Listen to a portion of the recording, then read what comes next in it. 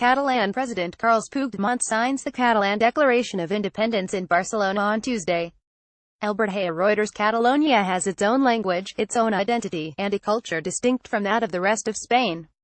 Under Spanish law, it also has its own president, its own parliament, and its own police force. The October 1st referendum, in which Catalans voted overwhelmingly for independence from Spain, turnout was 43% amid a massive, sometimes violent crackdown by Spanish authorities, was intended to turn this de facto separateness into something more formal. As Madrid watched in dismay, threatening Catalan leaders with arrest or worse, Carles Puigdemont, the Catalan president, signed Tuesday a declaration of independence for Catalonia, but said its implementation would be delayed so that, in the coming weeks, we can undertake a dialogue with the government in Madrid. Madrid has already made its views on dialogue known. Rajoy, the Spanish Prime Minister, rejected talks unless the idea of Catalan independence is first abandoned, a non-starter for the present Catalan government. Madrid has also threatened to disband the Catalan parliament and charge Puigdemont and his political allies with sedition because their actions violate the Spanish constitution. Meanwhile, there have been calls for mediation from Kofi Annan, the former UN Secretary-General, as well as a public plea from Donald Tusk, the President of the European Council, for Puigdemont not to take steps that would make dialogue impossible. But what would any mediation with the Spanish state achieve for Catalonia, a region that already enjoys broad autonomy? What space is there between independence and the status Catalonia already has? Peter Serretti, an analyst for Spain and Portugal at the Economist Intelligence Unit, told me it's highly unlikely there will be any talks between the two sides soon in the first place.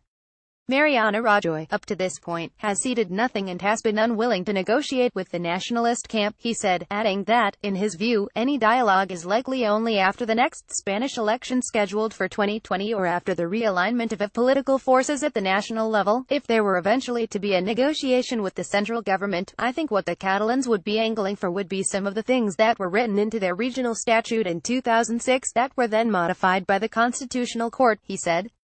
Serretti was referring to a decision in 2010 by the country's Constitutional Court, which, among other things, struck down attempts in 2006 to place the Catalan language above Spanish in Catalonia, and diluted references to Catalonia as a nation.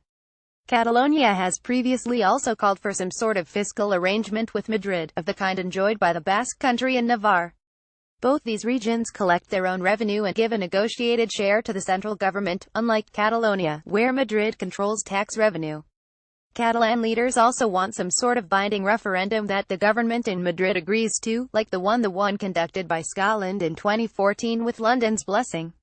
Madrid does not recognize Catalonia's recent referendum, which the Spanish Constitutional Court declared invalid before it was held. But, Serretti pointed out, all of these things are very difficult to sell at this point.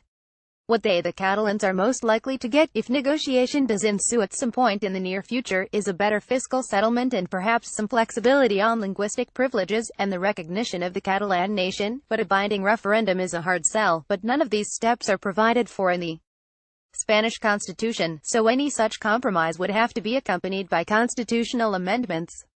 This means, Serretti said, that there would have to be a very broad consensus on these things among parties at the national level. And that just doesn't seem to be there. Spain has left open the door to a compromise, however, saying it might be open to adopting the kinds of fiscal reforms, of the kind enjoyed by the Basque Country and Navarre, that it rejected in 2012, as the country was trying to recover from the global financial crisis. Catalonia already has a great deal of autonomy, but we could talk about a reform of the funding system and other issues, Luis de Guindos, Spain's economy minister, told the Financial Times. He added, in 2012 it was in the middle of the crisis and our focus was on avoiding a bailout of Spain, but now the situation has changed. We have more fiscal space, we have a recovery, and that opens new opportunities for discussion. The first condition for that discussion, though, once independence plans are dropped, we can talk. Puigdemont's speech Tuesday, followed by his signing of the Declaration of Catalan Independence, could make that discussion more difficult, if not impossible for the time being. Spanish state TV reported that Rajoy would chair a cabinet meeting Wednesday to decide whether to apply Article 155 of country's constitution and suspend Catalonia's autonomy, which would put the territory's independence ambitions even further out of reach.